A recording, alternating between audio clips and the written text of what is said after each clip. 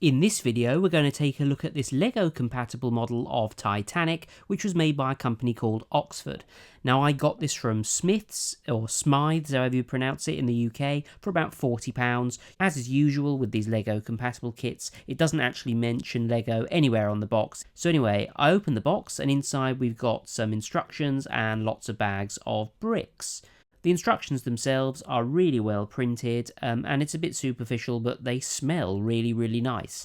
They follow the usual format of an inventory in the top left-hand corner, but what I particularly like about these Oxford instructions is that they highlight exactly the bricks that you need to add, because often with some Lego kits, it's easy to miss what you're supposed to do in a particular step. And yes, these bags are numbered like Lego kits. Half of the bags are labelled 1, and the other half of the bags are labelled 2.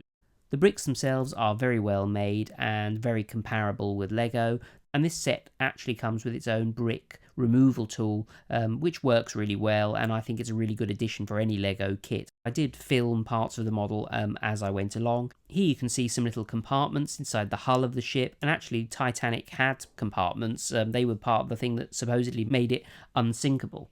At the end of the first half of the instructions, you basically end up with the bottom half of the ship without any of the details. I found that 3 1.5-hour sessions were enough to build this ship. So here we have the completed Titanic model, and I have to say I'm really, really happy with it. It's amazing. It's the first ship I've ever built, and I'm hoping I can build a lot more. I've had a look online and I can't find that many. I found like battleships by a company called Kazi, which is actually, thinking about it, is a British word for toilet. But if you know of any shipbuilding Lego compatible companies, do let me know, because I'd like to have a go for myself. So yeah, building it was fun. It was relatively straightforward, apart from one aspect. The stern of the ship, if I'm getting my sort of ship anatomy right, is a nightmare. It looks really good. It looks really kind of, the right shape for the stern of a ship.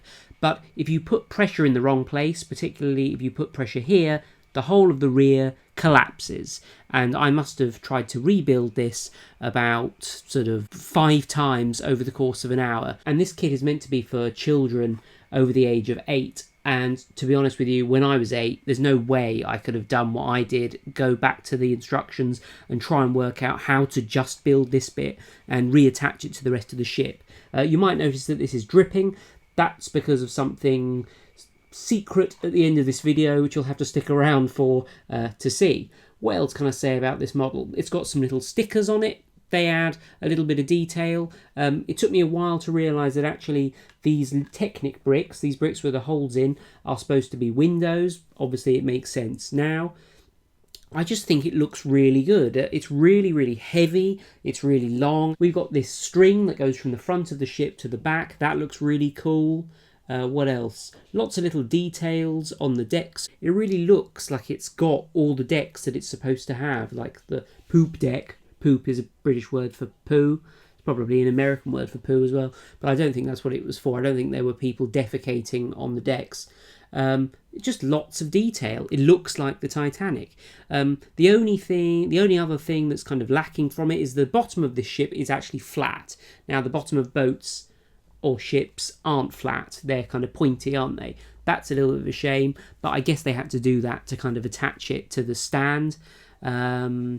These bits come off too easily, but you just kind of put them back on again. Obviously, it does come with a stand. It's not the most kind of robust stand. It looks really good when it's attached on there. So do I recommend this ship by Oxford? Yes, I do. I don't know whether you can get it in your country. In our country, in the UK, we can get it from Smyths for about £40. I think it says on the box that they've imported it from South Korea. There is actually a similar Titanic model on AliExpress, which I might get my hands on. I'll leave a link to that down below. It basically looks identical, maybe a tiny, tiny bit smaller. I'm not sure. But wow, I just love it. It really looks like the Titanic. I like the way they've managed to create these sort of curves by stepping the bricks There's even the little lifeboats on this, and if you know anything about Titanic, it was a bit tragic because initially all the sort of first class passengers got off the ship. Many of the lifeboats weren't actually like completely full, and eventually some of them weren't even released, and something like 1,500 people died on the Titanic.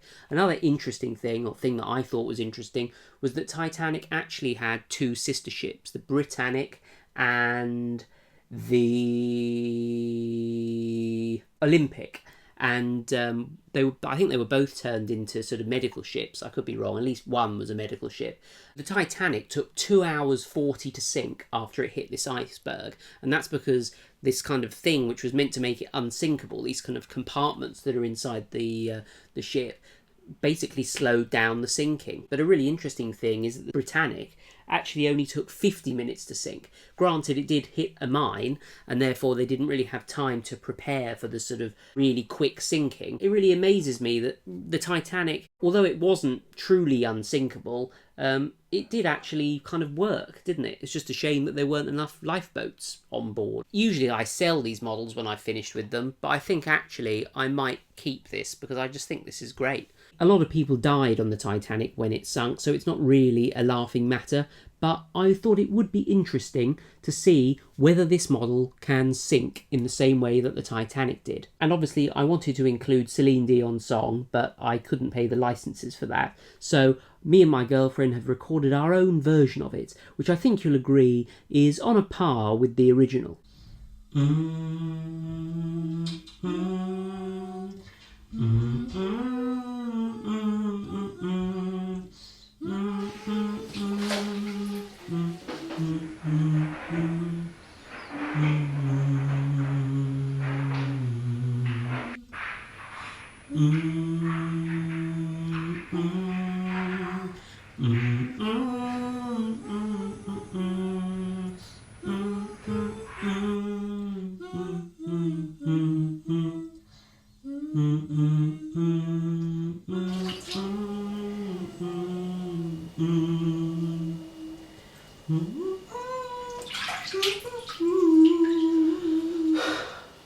Well, if only they'd built the Titanic out of Lego, it wouldn't have sunk.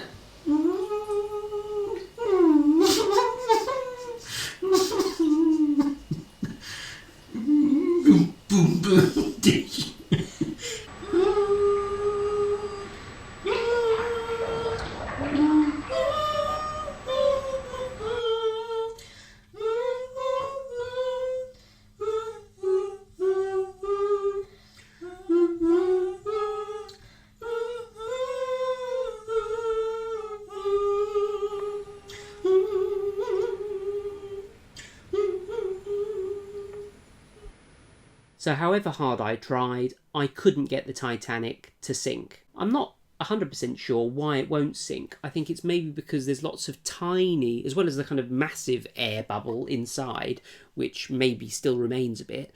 I think there must be lots of tiny air bubbles in between the individual bricks. So it wouldn't sink, but it's still like soaking wet. So I'm hoping like eventually it dries off. Anyway, I hope you enjoyed this Titanic video. I think this is a beautiful ship. I'm sure you will agree, or I better do a thumbnail, hadn't I? Titanic. Do subscribe if you like Lego videos and all that jazz, and I shall see you next time for another video.